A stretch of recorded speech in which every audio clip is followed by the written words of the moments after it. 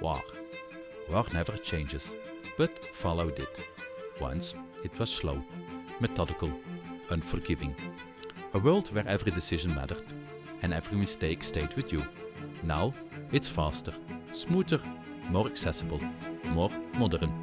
And somewhere along the way something shifted. Not just in mechanics, but in identity. So the question is, why did Fallout change so much? And what did we gain and lose along the way?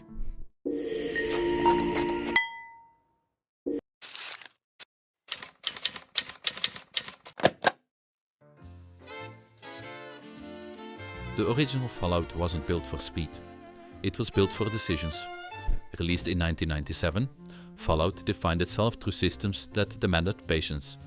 Turn-based combat, branching dialogue, a world that didn't guide you, it tested you. Short sentences, clear consequences.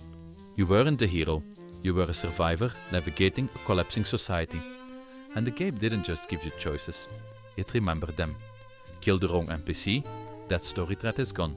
Say the wrong thing, entire factions close off. This wasn't just role-playing, it was ownership of consequence. What made Fallout stand out wasn't just choice, it was how indifferent the world felt to you. Most RPGs at the time positioned you as the center of the story, the chosen one, the hero, the solution. Fallout didn't. The world existed before you, and it would continue without you.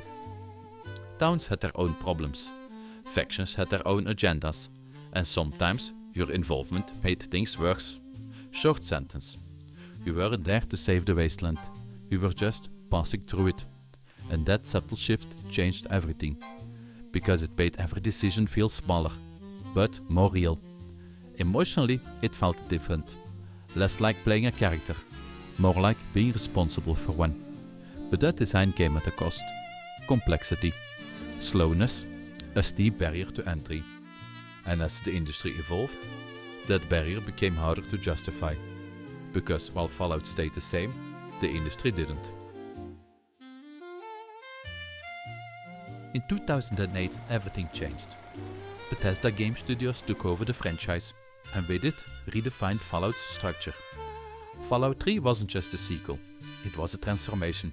From isometric to first person. From turn-based systems to real-time exploration. From controlled pacing to open-world immersion. And for many players, it worked. Walking through the wasteland, hearing distant radio signals, discovering stories through environmental detail. It created something powerful. Presence. You weren't navigating systems anymore. You were inside the world. But something subtle shifted. Choice didn't disappear, but it changed. Dialogue became simpler. Outcomes more predictable. Systems more forgiving. Not worse, just different. Fallout was no longer just about consequence. It was about experience. And that shift would only accelerate. By the time Fallout 4 released, the transformation was complete. The RPG systems were still there, but simplified. Dialogue became condensed into a wheel. Stats mattered less, moment to moment. Combat became faster, smoother, more central. This wasn't accidental, it was intentional design. Because modern audiences expect immediacy. Shorter attention windows, faster feedback loops, constant engagement. And Fallout adapted. It traded complexity for flow, depth for accessibility. And in doing so, it reached a much wider audience. Millions more players experienced the wasteland. But at the same time, veterans noticed something missing. Emotional reflection. Not mechanics, not graphics, but friction. The kind of friction that made choices feel heavy. Because when everything becomes smoother, does anything still feel risky? Then came the boldest shift. Fallout 76. A shared world. Multiplayer. No traditional NPCs at launch. No structured narrative in the classic sense. Instead of shaping the world, players existed within it. Together. Continuously. This wasn't just a design chase. It was a philosophical one. Because Fallout had always been about your choices, your story, your consequences. But in a live service environment, those ideas became harder to sustain. The world must reset. Systems must be repeatable. Failure must be recoverable.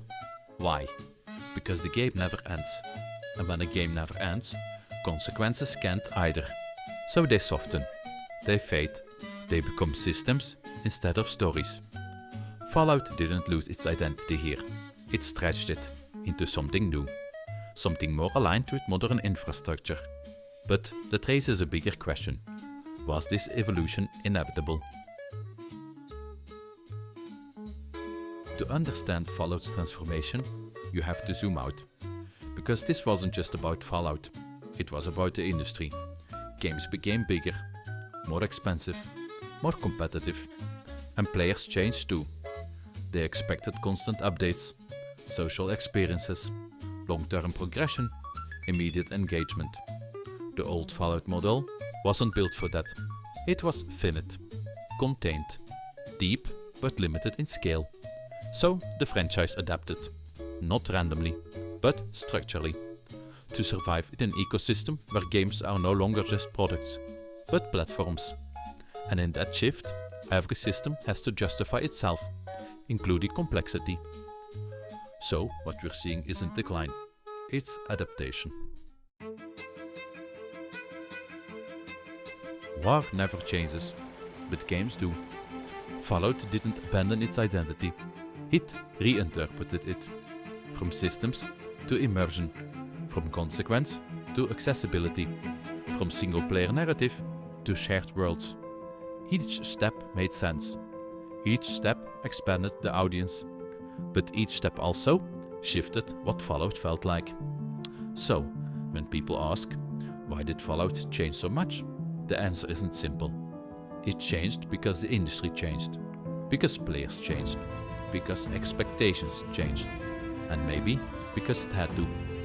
The wasteland is still there, but the way we experienced it isn't the same anymore.